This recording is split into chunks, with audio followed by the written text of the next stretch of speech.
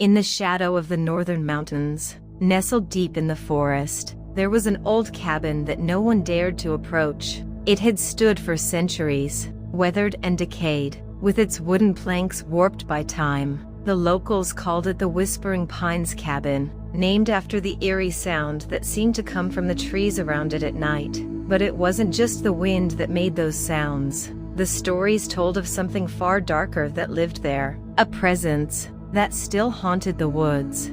Sarah had always been curious about the cabin. She had grown up in the nearby town of Briar Hollow, and ever since she was a child, she had heard the warnings.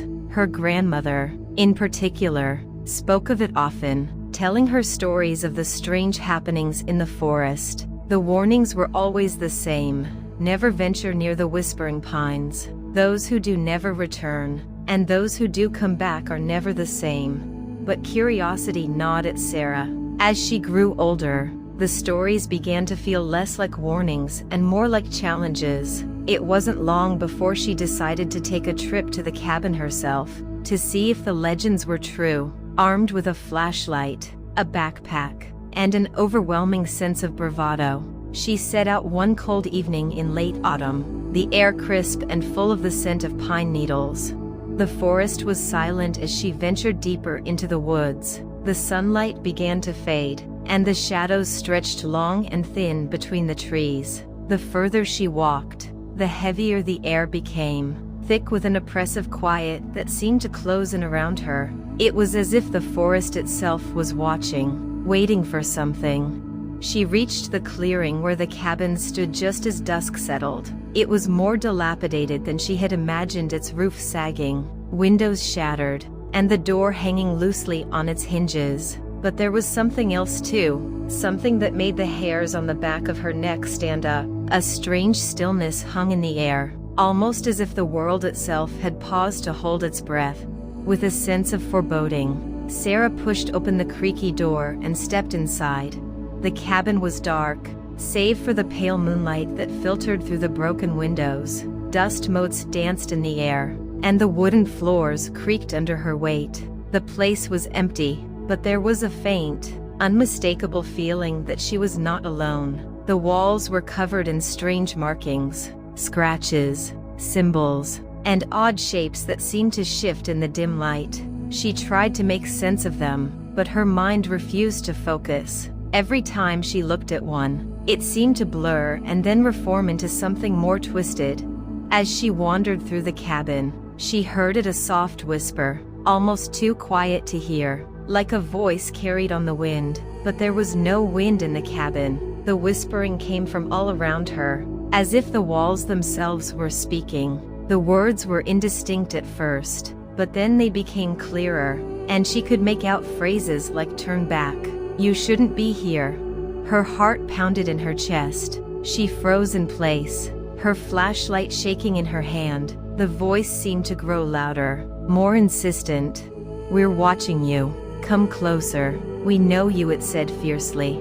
Her breath hitched as the temperature in the room dropped. A chill ran through her body, and she could see her own breath in the air. The floor beneath her creaked again, but this time, it wasn't just the sound of the old wood. Something was moving.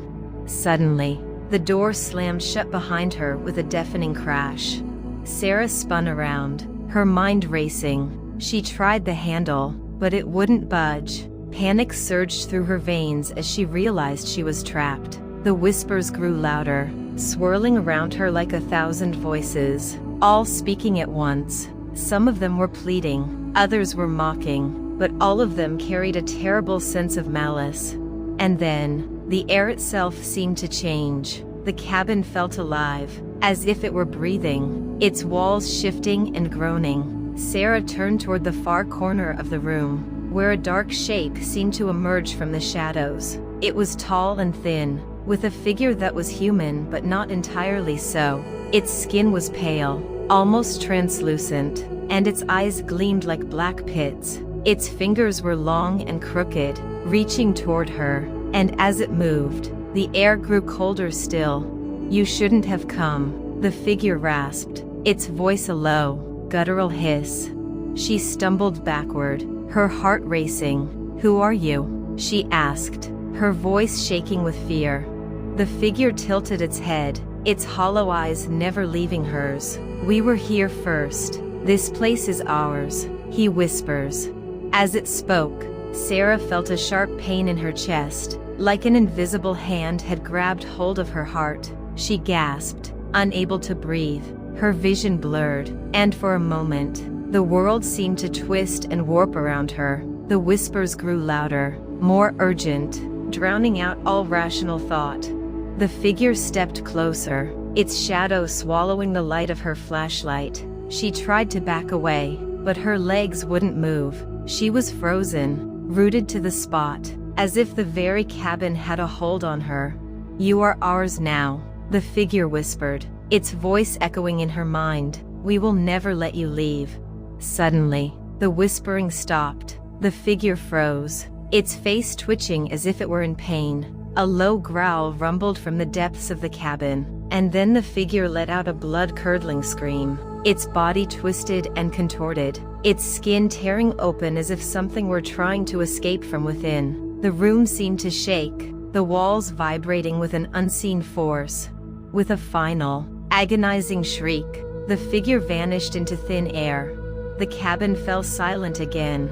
The door creaked open by itself, the eerie stillness returning. Sarah stood there, paralyzed with fear, unable to comprehend what had just happened. Her mind was reeling, and all she wanted was to run. She had to leave. With a surge of adrenaline, Sarah bolted for the door, her legs shaking with each step. She didn't stop until she was outside, breathing in the cold night air. The moon shone down on her, casting long shadows across the forest. But as she looked back toward the cabin, she saw something that made her blood run cold. In one of the broken windows, the dark figure watched her. Its hollow eyes gleamed in the moonlight, and its mouth twisted into a grin.